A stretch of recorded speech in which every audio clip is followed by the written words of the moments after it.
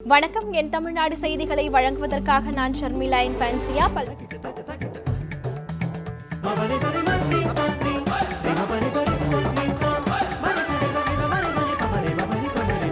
என் தமிழ்நாடு.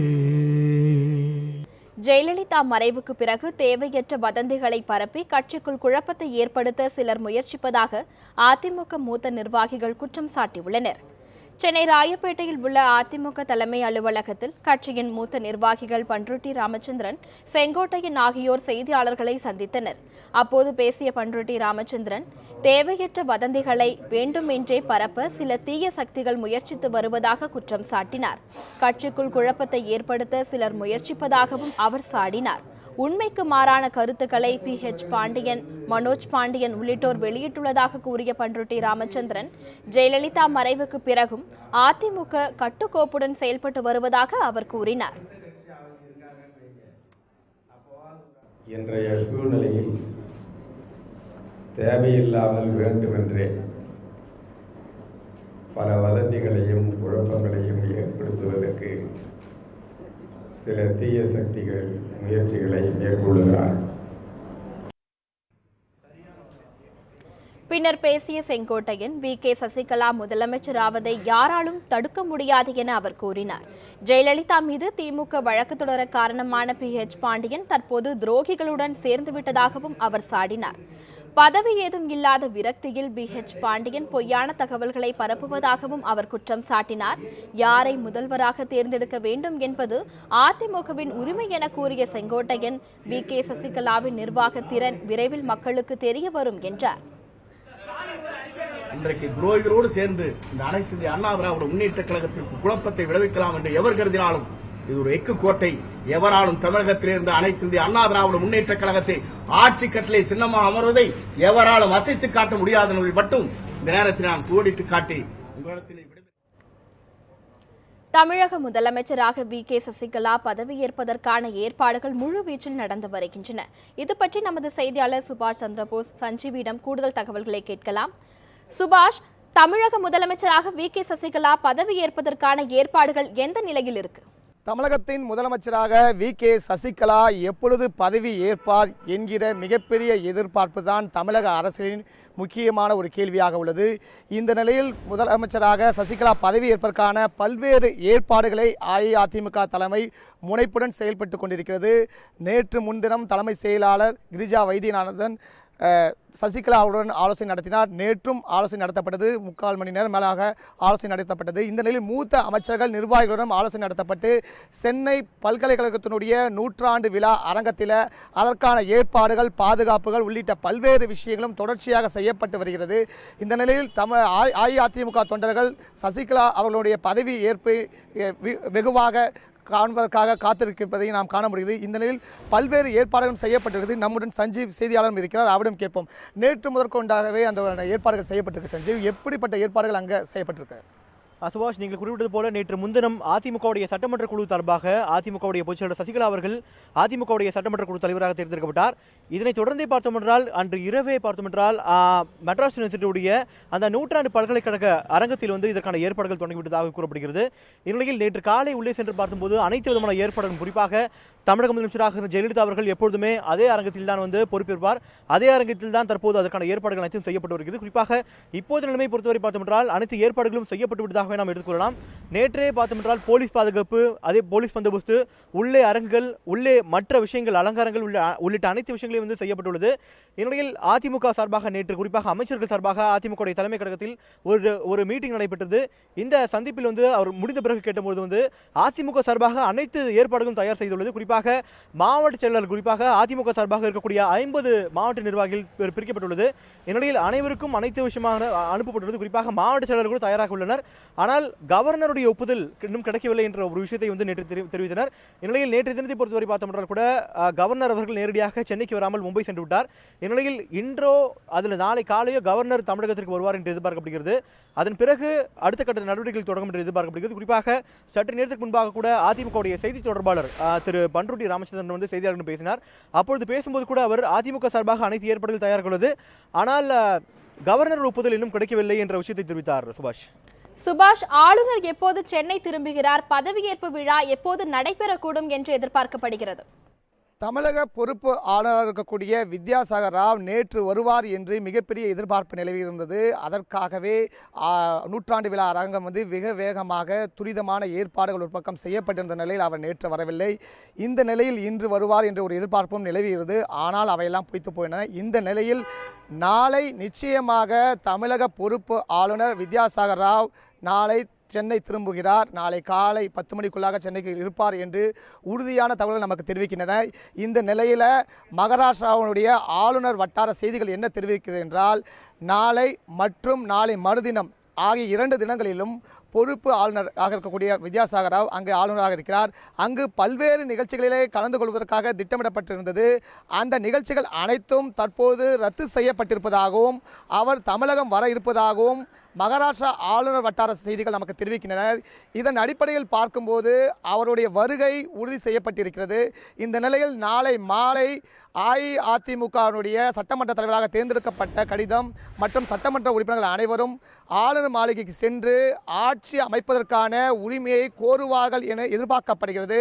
அப்படி அவர்கள் அனுமதி கிடைத்தவுடன், ஆளுநருடைய அனுமதி கிடைத்தவுடன் அதற்கான வேலைகளையும் துரிதமாக செய்யப்பட்டு வருகின்ற 9ஆம் தேதி திட்டமிட்டபடி சென்னை பல்கலைக்கழகத்தினுடைய நூற்றாண்டு விழா அரங்கத்தில் பதவியேற்பு விழா நடைபெறும் என்று எதிர்பார்க்கப்படுகிறது.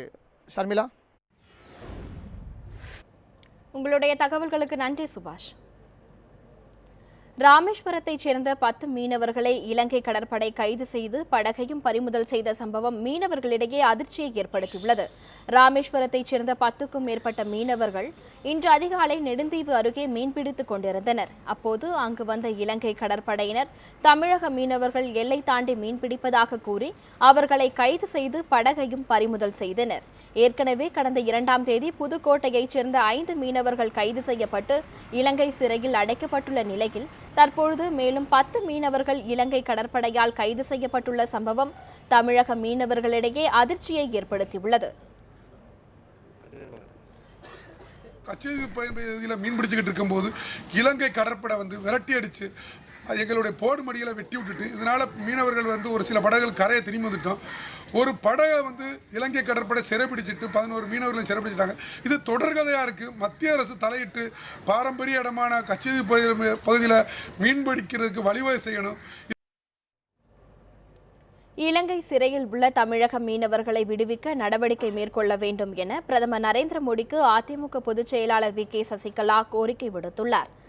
இது தொடர்பாக பிரதமருக்கு அவர் எழுதியுள்ள கடிதத்தில், கடலில் மீன்பிடிக்க சென்ற ராமேஸ்வரத்தைச் சேர்ந்த 10 மீனவர்களை இலங்கை கடற்படையினர் இன்று கைது செய்துள்ளதாக குறிப்பிட்டுள்ளார். அவர்களுடன் இலங்கையில் உள்ள 35 மீனவர்களையும் 120 படகுகளையும் மீட்க மத்திய அரசு நடவடிக்கை எடுக்க வேண்டும் என கடிதத்தில் அவர் வலியுறுத்தியுள்ளார். மேலும் தமிழக மீனவர்கள் பாதுகாப்பாக மீன்பிடிக்க உரிய நடவடிக்கை எடுக்குமாறும் பிரதமருக்கு வி.கே. சசிகலா கோரிக்கை விடுத்துள்ளார். ராஜீவ்காந்தி கொலை வழக்கு தொடர்பாக தமிழக அரசு தாக்கல் செய்த மறு சீராய்வு மனுவை உச்சநீதிமன்றம் தள்ளுபடி செய்துள்ளது.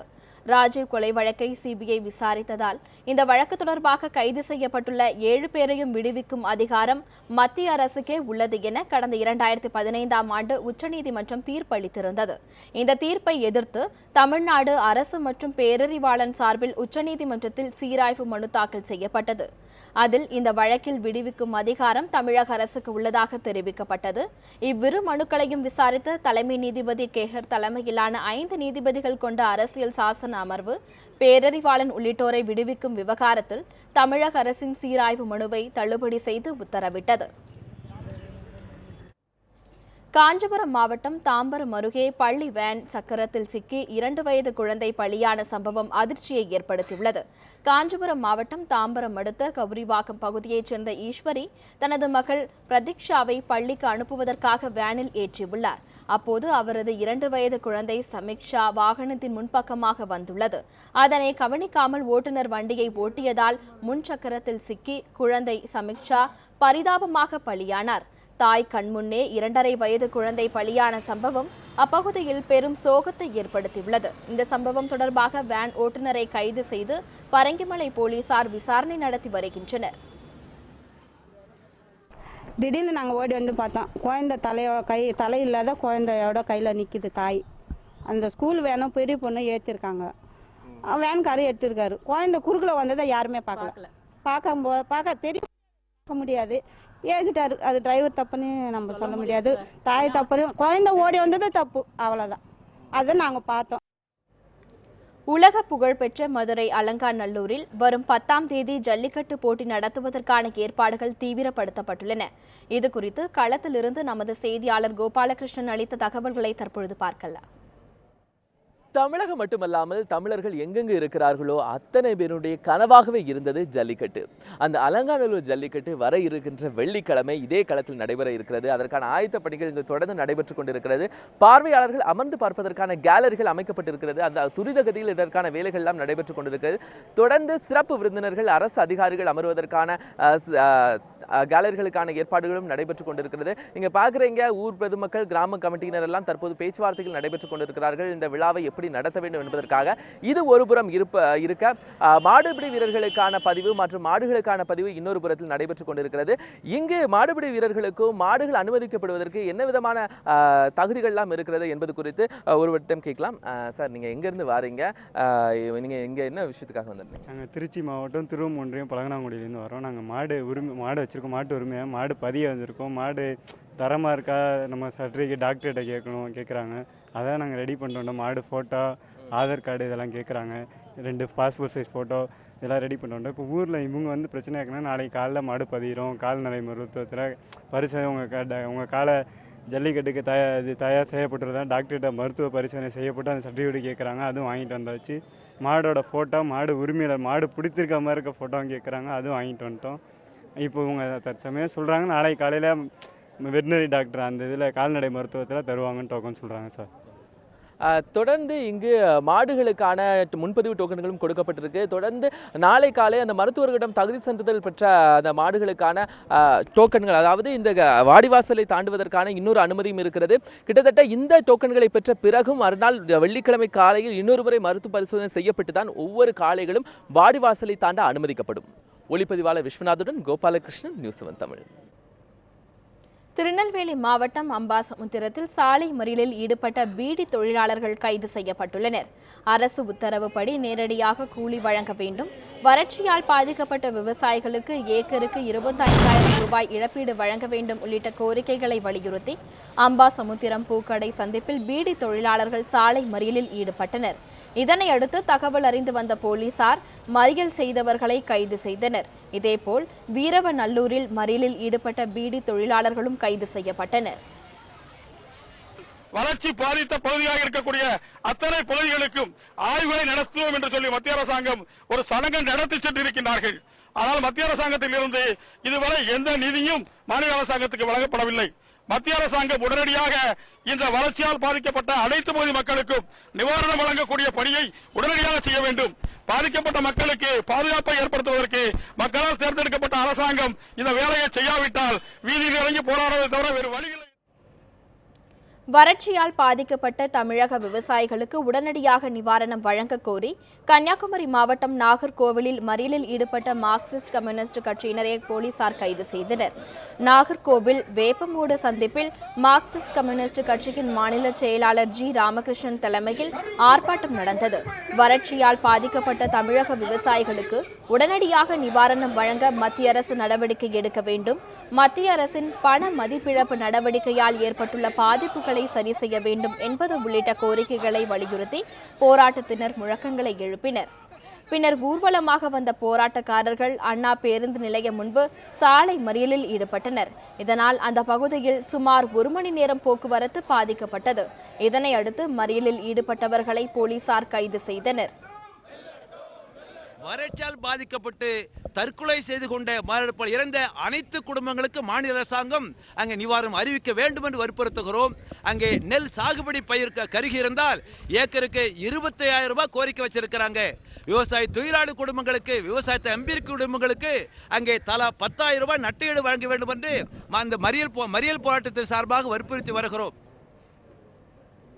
தமிழக விவசாயிகளுக்கு மத்திய அரசு அறிவித்துள்ள நிவாரணம் யானை பசிக்கு சோளப்பொரி என்பது போல் உள்ளதாக மார்க்சிஸ்ட் கம்யூனிஸ்ட் கட்சியின் முன்னாள் சட்டமன்ற உறுப்பினர் சவுந்தரராஜன் குற்றம் சாட்டியுள்ளார்.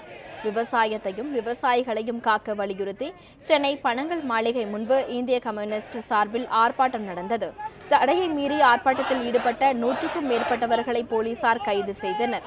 அப்போது செய்தியாளர்களிடம் பேசிய இந்திய கம்யூனிஸ்ட் கட்சியின் முன்னாள் சட்டமன்ற உறுப்பினர் சவுந்தரராஜன் விவசாயிகளின் மரணத்தை தடுக்க மத்திய மாநில அரசுகள் நடவடிக்கை எடுக்க வேண்டும் என்று அவர் கூறினார்.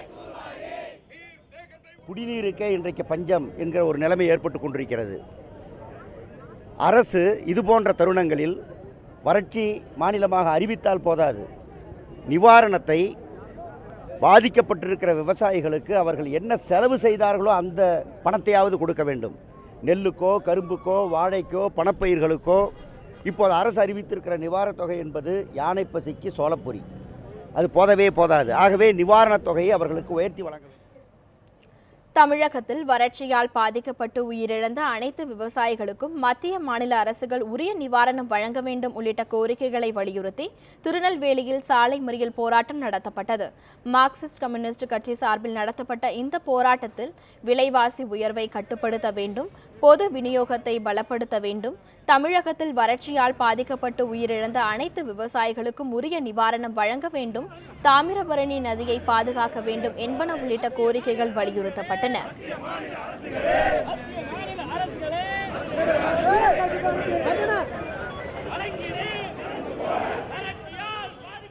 நெல்லை சந்திப்பு பேருந்து நிலையம் முன்பாக நடைபெற்ற இந்த சாலை மறியல் போராட்டத்தில் 100க்கும் மேற்பட்டோர் கலந்து கொண்டனர். இதனால் அப்பகுதியில் சிறிது நேரம் போக்குவரத்து பாதிக்கப்பட்டது. சாலை மறியலில் ஈடுபட்டதாக 8 பெண்கள் உட்பட 119 பேரை காவல்துறையினர் கைது செய்தனர். பவானி ஆற்றின் குறுக்கே கேரள அரசு தடுப்பணை கட்ட எதிர்ப்பு தெரிவித்து ஈரோடு மாவட்டம் மொடக்குறிச்சியில் விவசாயிகள் போராட்டத்தில் ஈடுபட்டனர். பவானி ஆற்றின் குறுக்கே தேக்குவட்டை, மஞ்சக்கண்டி ஆகிய பகுதிகளில் கேரள அரசு தடுப்பணை கட்டும் பணியை தொடங்கியுள்ளது. கேரள அரசின் இந்த நடவடிக்கையால் ஈரோடு, கோவை, திருப்பூர் ஆகிய மாவட்டங்களில் குடிநீர் தட்டுப்பாடு ஏற்படும் என விவசாயிகள் குற்றம் சாட்டியுள்ளனர். மேலும் விவசாய பணிகளுக்கும் தண்ணீர் தட்டுப்பாடு ஏற்படும் என வேதனை தெரிவித்துள்ளனர். இந்நிலையில் கேரள அரசின் தடுப்பணை கட்டும் பணியை கண்டித்தும் இதை தடுக்க தமிழக அரசு நடவடிக்கை எடுக்க கோரியும் மொடக்குறிச்சியில் விவசாயிகள் ஆர்ப்பாட்டத்தில் ஈடுபட்டனர். மேலும் தங்கள் கோரிக்கைகளை வலியுறுத்தி முழக்கங்களை அவர்கள் எழுப்பினர். இந்த கேரளாவிற்குள் 6 இடங்களில் தடுப்பணை கட்ட கேரள அரசு செயல்பட்டு கொண்டிருக்கின்றது. ஆக தேக்குவட்டை, மஞ்சக்கண்டி ஆகிய 2 இடங்களிலும் கட்டுமான பணியை துவங்கிவிட்டது. பாடவயலில் அந்த நிலம் சமப்படுத்தப்பட்டு கொண்டிருக்கின்றது. இந்த நிலையில் மத்திய அரசு உடனடியாக இந்த கட்டுமான பணியை நிறுத்திட வேண்டும்.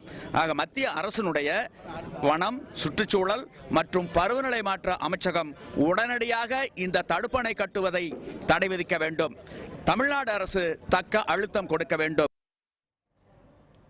கன்னியாகுமரி கடல் பகுதியில் தனிநபர் துடுப்பு படகில் சுற்றித் திரிந்த இளைஞரை கடலோர காவல் படையினர் பிடித்து விசாரணை நடத்தி வருகின்றனர். கன்னியாகுமரி கடல் பகுதியில் தனிநபர் துடுப்பு படகு ஒன்றில் இளைஞர் ஒருவர் சந்தேகத்துக்கு இடமளிக்கும் வகையில் சுற்றித் திரிவதாக கடலோர காவல் படையினருக்கு தகவல் கிடைத்துள்ளது.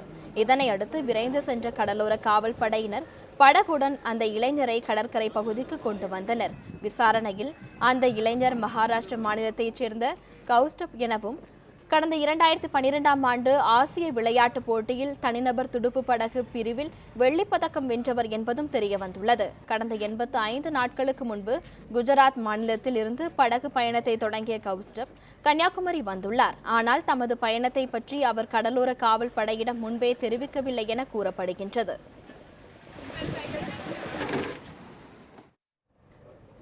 ராமேஸ்வரம் ராமநாத சுவாமி கோவில் வருஷாபிஷேக விழாவில் ஏராளமான பக்தர்கள் கலந்து கொண்டு சுவாமி தரிசனம் செய்தனர். ராமநாதபுரம் மாவட்டம் ராமேஸ்வரம் ராமநாத சுவாமி கோவிலில் கடந்த மாதம் 20ஆம் தேதி கும்பாபிஷேகம் நடந்தது. இதன் தொடர்ச்சியாக இன்று வருஷாபிஷேக நிகழ்ச்சி நடைபெற்றது. இதனை முன்னிட்டு நேற்று மாலை 5 மணி அளவில் யாக பூஜைகள் தொடங்கின. இதனை அடுத்து இன்று காலை 5 மணி அளவில் மீண்டும் யாகசால பூஜைகள் தொடங்கி நடைபெற்றன. இதனைத் தொடர்ந்து சுவாமிக்கு சிறப்பு பூஜைகள் மற்றும் அபிஷேகம் நடந்தது. இதில் ஏராளமான பக்தர்கள் கலந்து கொண்டு சுவாமி தரிசனம் செய்தனர்.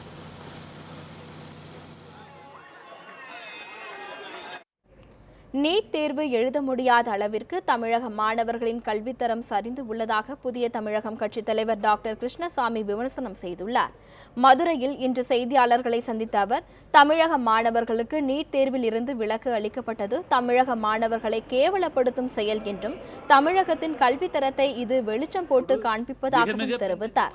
தமிழக அரசு அறிவித்துள்ள வறட்சி நிவாரணம் போதுமானது இல்லை என தெரிவித்த கிருஷ்ணசாமி, உயிரிழந்த விவசாயிகளின் குடும்பங்களுக்கு தலா 25 லட்சம் ரூபாய் இழப்பீடு வழங்க வேண்டும் எனவும் கோரிக்கை விடுத்தார். பிற மாநில மாணவர்களோடு போட்டியிடக்கூடியது மட்டுமல்ல, பிற மாநில மாணவர்களை மிஞ்சக்கூடிய அளவிற்கு இவர்களுக்கு வாய்ப்பளிக்க வேண்டும். இவருடைய தகுதி தரத்தை உயர்த்த வேண்டும். அதை விட்டுவிட்டு தமிழக மாணவர்கள் இந்திய மாணவரோடு போட்டியிட தகுதியற்றவர் என்று சொல்லுவதே தமிழகத்தை தலைகுனிய வைக்கக்கூடிய செயலாகும். எனவே நீட் தேர்வில் இருந்து எந்த காரணத்தை கொண்டும் தமிழ்நாடு அரசு இனி விதிவிலக்கு கேட்கக்கூடாது. இப்படி சட்டமன்றத்தில் நிறைவேற்றியிருக்கக்கூடிய சட்டம் கூட தவறானது என்பதை நான் சுட்டிக்காட்ட விரும்புகிறேன். தைப்பூச திருவிழாவை முன்னிட்டு தமிழகத்தின் பல்வேறு மாவட்டங்களில் இருந்து பாத யாத்திரையாக புறப்பட்ட பக்தர்கள் பழனியில் குவிந்து வருகின்றனர். திண்டுக்கல் மாவட்டம் பழனியில் தைப்பூச திருவிழா கடந்த 3ஆம் தேதி கொடியேற்றத்துடன் தொடங்கியது. வரும் 9ஆம் தேதி தைப்பூச திருவிழா கொண்டாடப்பட உள்ளதால் திருப்பூர், ஈரோடு, மதுரை உள்ளிட்ட பல்வேறு மாவட்டங்களில் இருந்து ஏராளமான பக்தர்கள் பாத யாத்திரையாக பழனிக்கு வர தொடங்கியுள்ளனர்.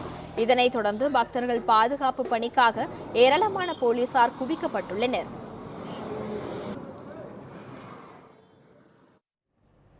இத்துடன் என் தமிழ்நாடு செய்திகள் நிறைவடைகின்றன. அண்மை செய்திகளுக்கு இணைந்திருங்கள் நியூஸ் 7 தமிழோடு.